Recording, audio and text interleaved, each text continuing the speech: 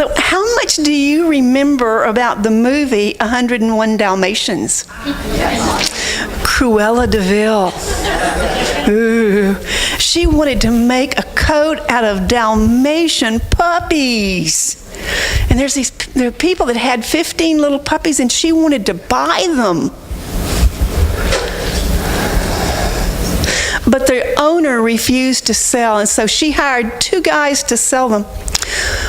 Well, the police and Scotland Yard are unable to find the puppies. And so the puppy mom and the puppy dad, Pongo and Perdita, used twilight bark, a canine gossip line, to ask for help from the other dogs in London. And so we have a clip, and you can see how the dogs communicate with one another.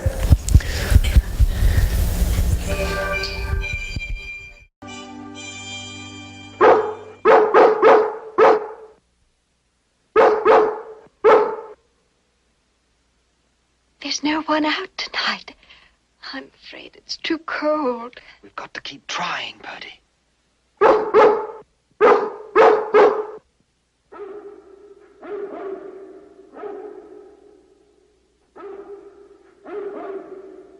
Birdie, we're in luck. It's the Great Dane at Hampstead. Pongo, quiet boy.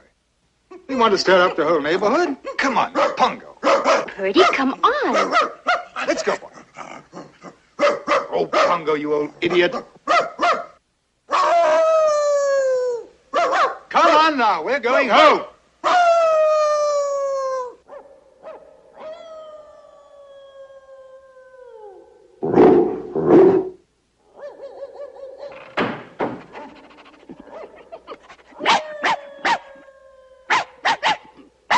What is it, Danny? Who's on the telegraph? It's Pongo, Regent's Park. It's an all-dog alert. What's it all about? What's the word? Tell me, Danny. Tell me. Wait a minute.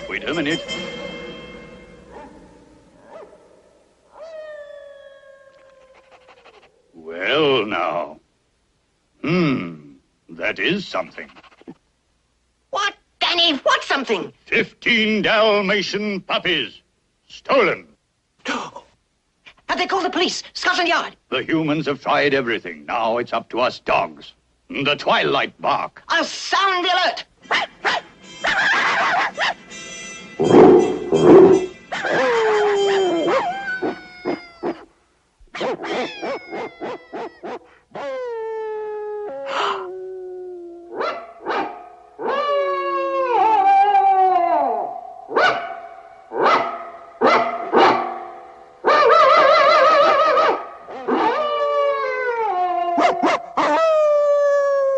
Prissy, come in here.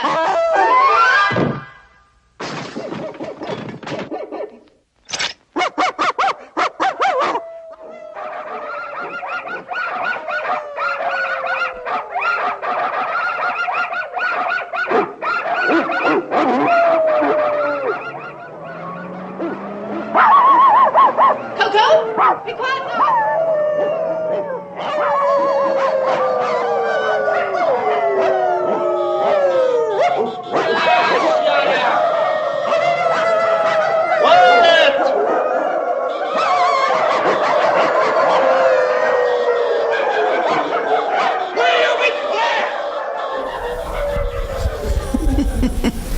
So that's how the puppies were found, one puppy to another, that carrying that message.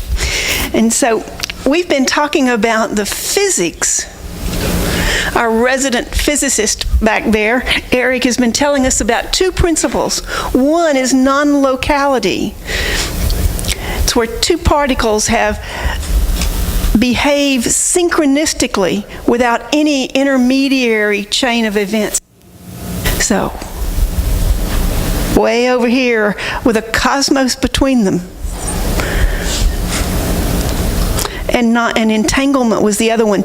That once an atom has been in the proximity of another atom, whatever happens to the one happens to the other. Again, no matter how far away, they're entangled forever. This applies to us too.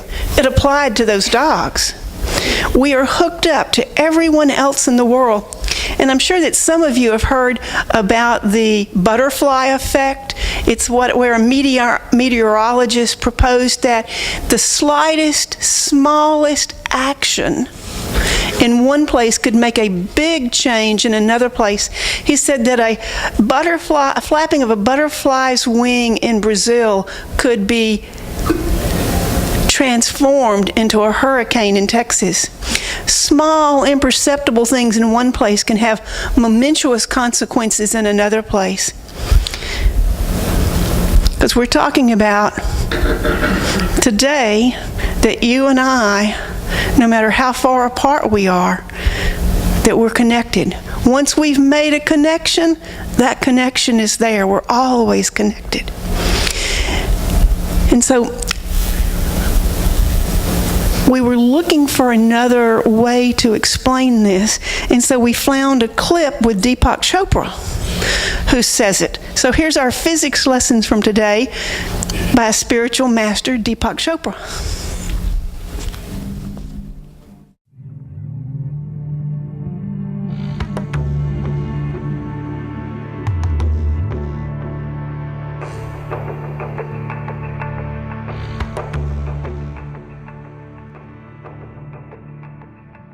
There's a level of nature, according to physics, where everything is in fact inseparably one, where space, time, energy, and information, and all the objects of the universe become one universal field of pure potentiality, pure creativity, pure correlation. So there's no controversy about this right now, okay? Call it what you will, but the fact of oneness is real. Your thoughts, your biology, and the world are one process. Your physical body is one process, but it's inseparable from your mind. So all these artificial distinctions in the deeper reality don't exist, whether they're male or female, or biological organism and environment. What do you mean environment? That tree is your lungs. If it didn't breathe, you wouldn't breathe. This air, this atmosphere is your breath. This earth is recycling as your body. Those rivers are your circulation. Why do you call it the environment? It's your body. You have a personal body, you have a universal body, and they're both equally yours. Because without one, the other wouldn't exist. So this dualism is the very basis of all the problems we have. And to get into that unity consciousness, you have to actually go to the deeper domains of existence, which today, for the first time, science is exploring. I mean, science has no problem these days with the word non-locality or quantum entanglement. And you ask them, what does it mean? They say that everything is one. That, at this level, the oneness exceeds even what you might call the speed of time. That everything in the whole universe is correlated with everything else in the universe, and this correlation is unmediated, unmitigated, instantaneous. It violates the laws of relativity. Read the Scientific American this year with cover story with Einstein on the cover says, was Einstein wrong? Because Einstein could not accept certain things, including non-locality, observer effect, uncertainty. There were lots of things that Einstein didn't accept, which now turn out to be true. Oneness is real. Okay, and if you're not experiencing it, then you're living in the illusion of the separate self. I thought he said it better than me. There's a story about a protester who was standing outside a government building, and he was standing out there with a candle, and someone walked up to him and asked him, what do you think you're going to do standing out here with that candle in front of that government building? How do you think you standing out here with that candle is going to change what the government does when they've been doing what they do for years? And the protester looked at the person who was asking the question and said, I'm standing out here so they don't change me. Wow. They don't change me.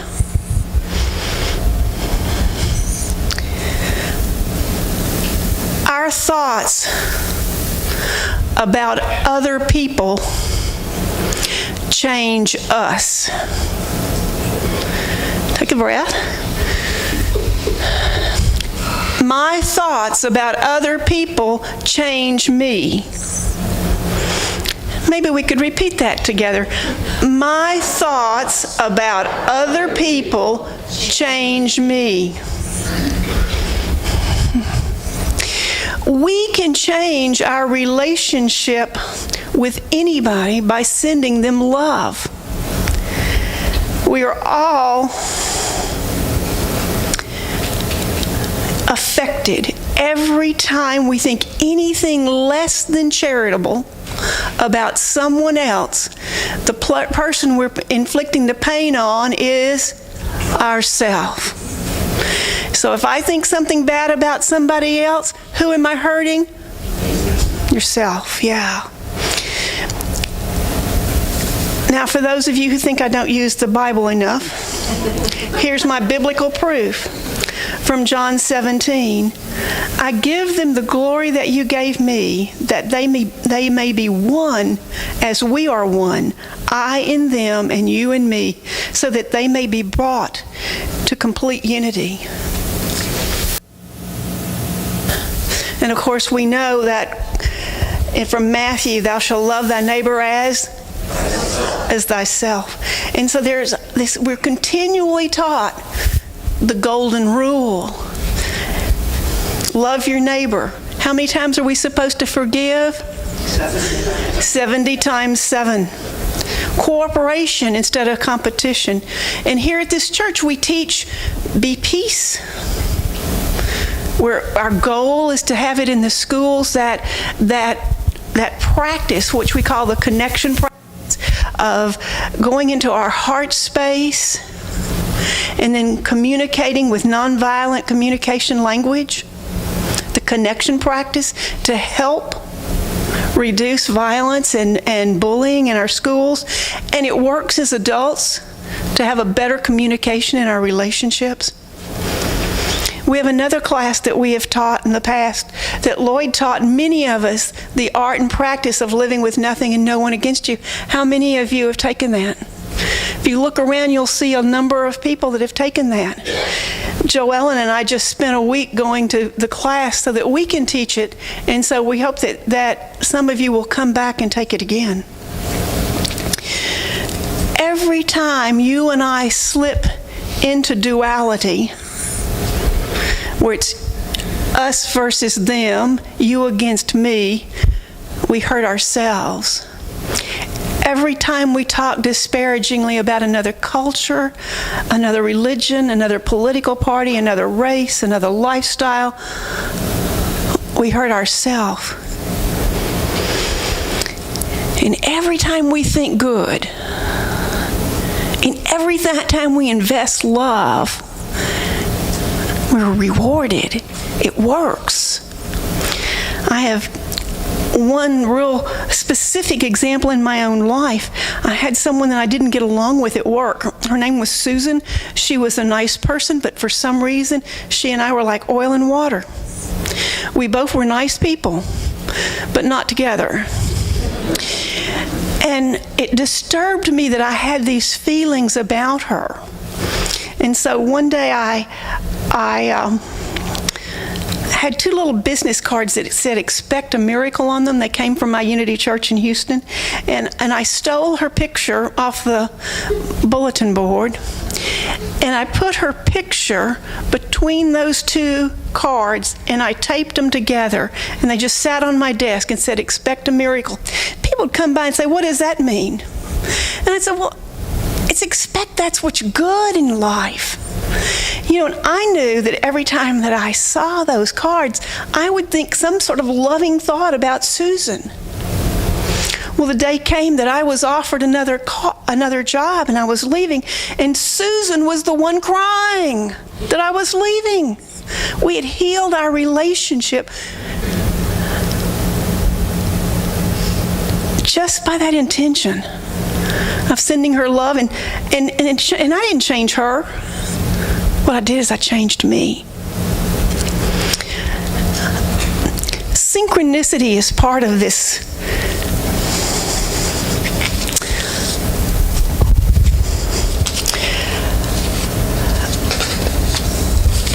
stuff.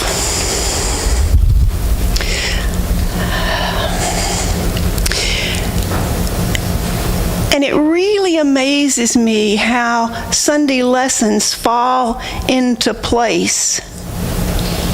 And we're talking about the non-locality. And here it is, the Sunday before Thanksgiving.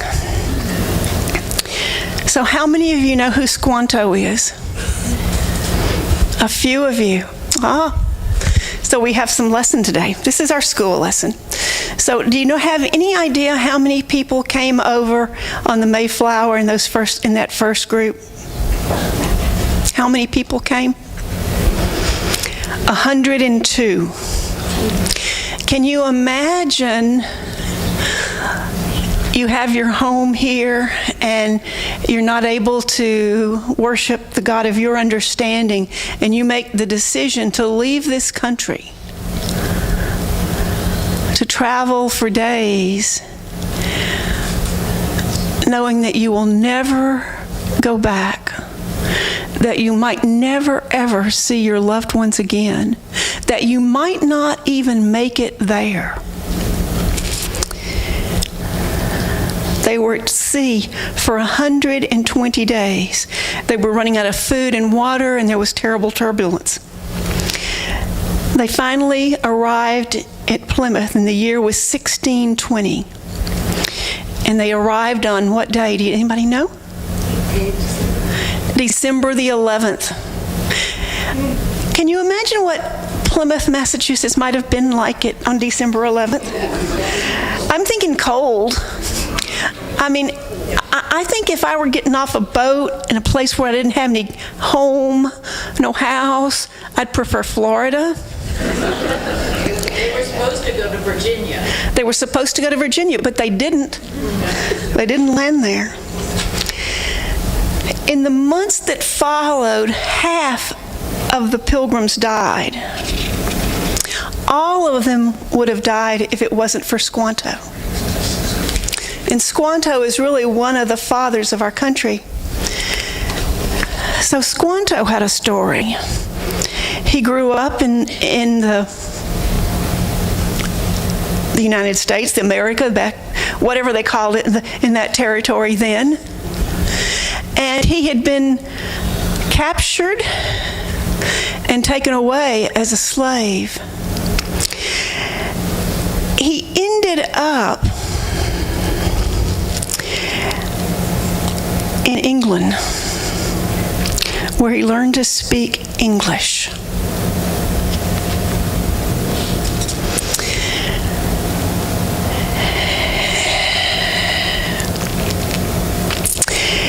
He always wanted to return home. 6 months before the pilgrims landed, he finally got back to America.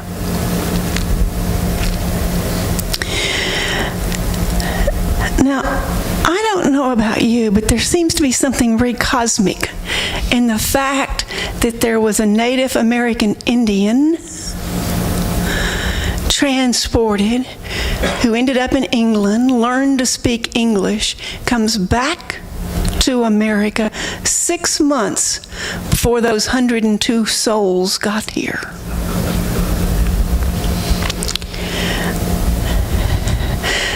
They probably would have been just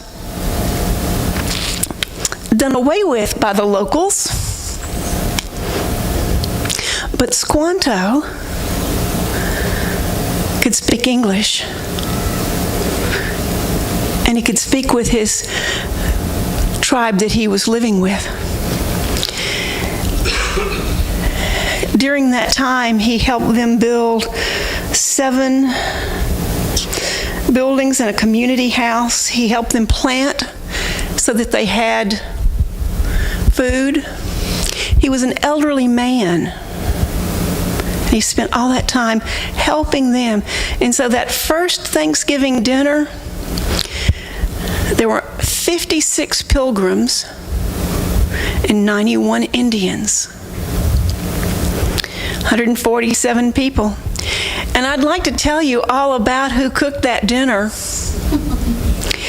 but there were only 4 women and 2 teenage girls left in the group.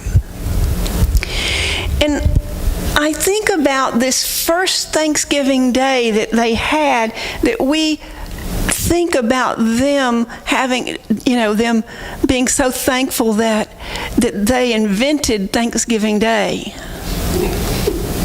But they didn't. Because the idea of Thanksgiving had been going on longer than that.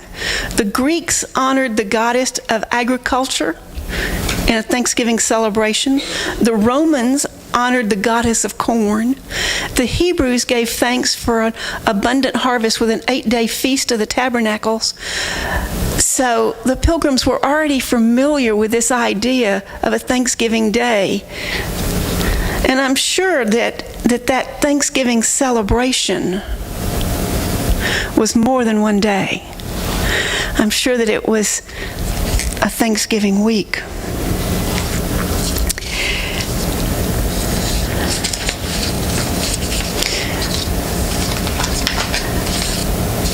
I must have given page 3 away.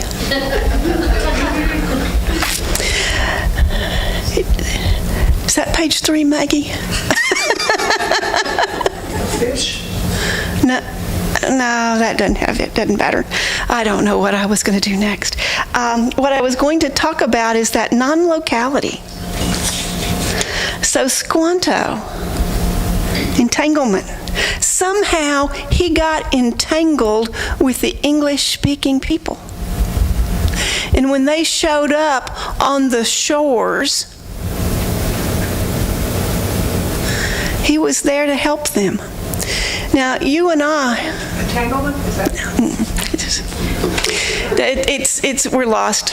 We're totally lost. But you know what? We only have a couple more minutes to fill, so we're A-okay. Hey, you're a minister. You can do that. I'm a minister. I can fill up time.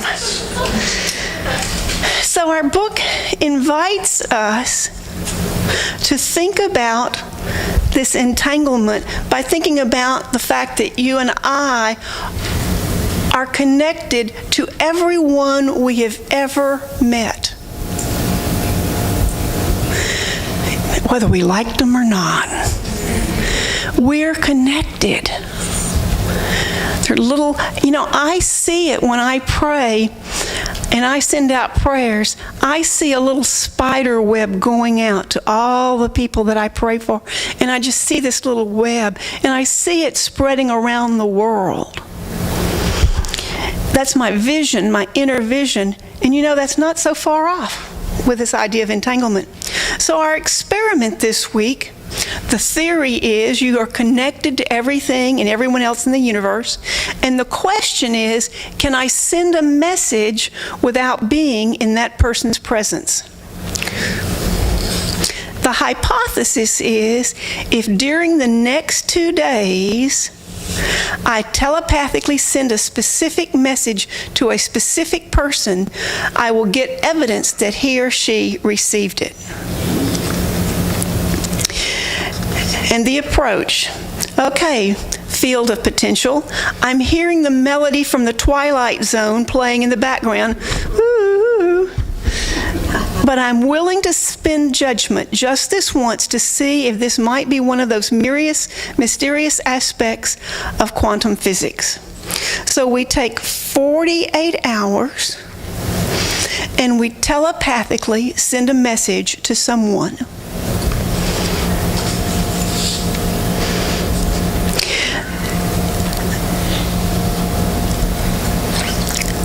The author suggests that you send a telepathic message to someone you know.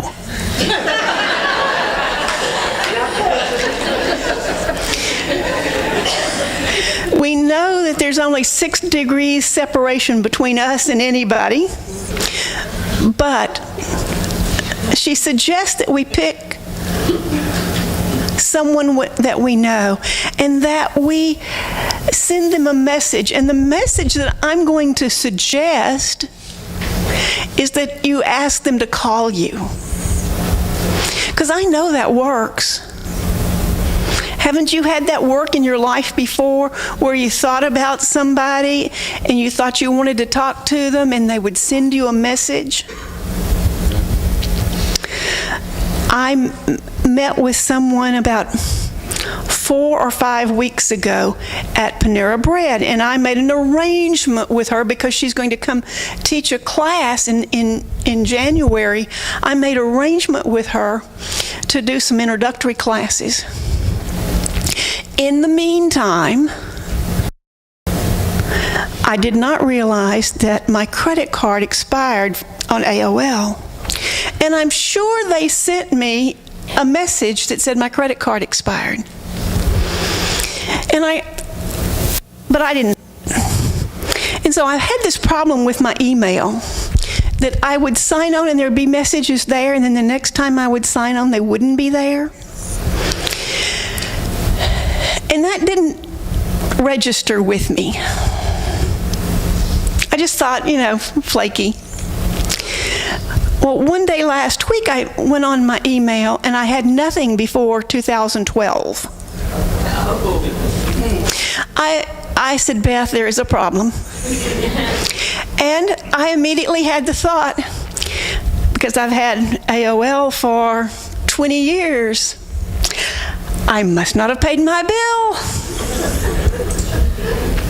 And I looked, and sure enough, my credit card expired in August. And so they have been playing with me, trying to get me to change it. They got my attention. I lost all of my email back before I met this woman. And I've been thinking, I don't hardly even remember her name.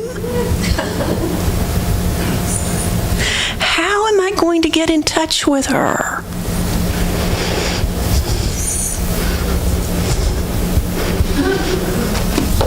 The experiment. So Wednesday night, I'm reading the book. And I said, okay. I want the lady that I met at Panera Bread who had a red t-shirt on, who facilitates CHIP, which is Comprehensive Health Initiative Program. I want her to call me or email me.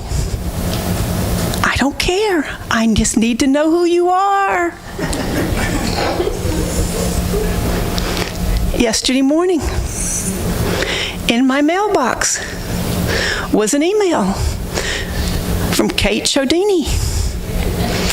Ah, that's who you are.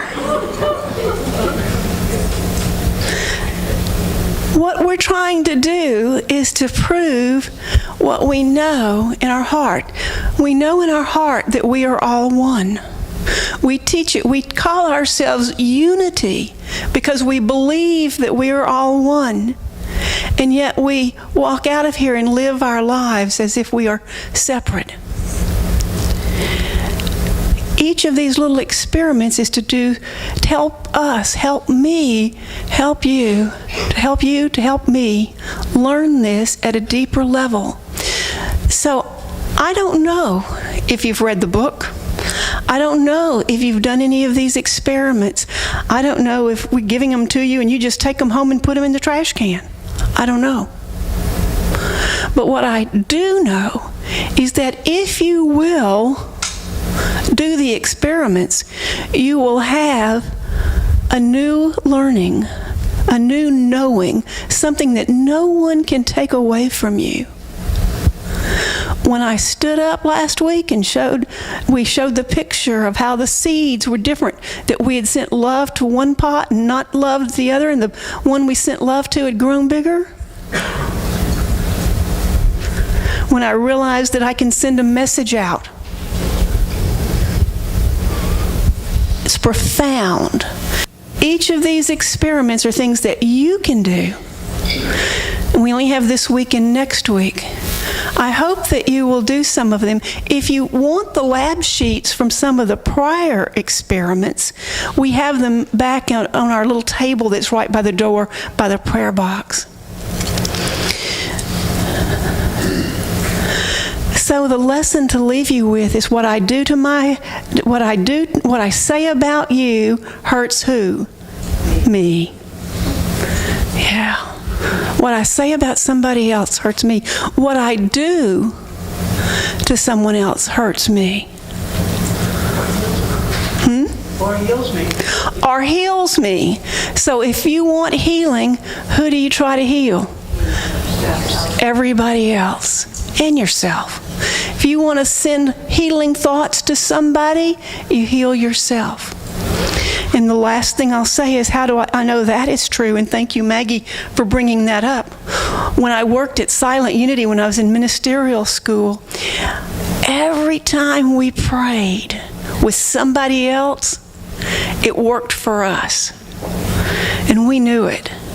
We knew it in spades. So this week, maybe you'll think about what you're grateful for, who you're grateful for, and how you're grateful.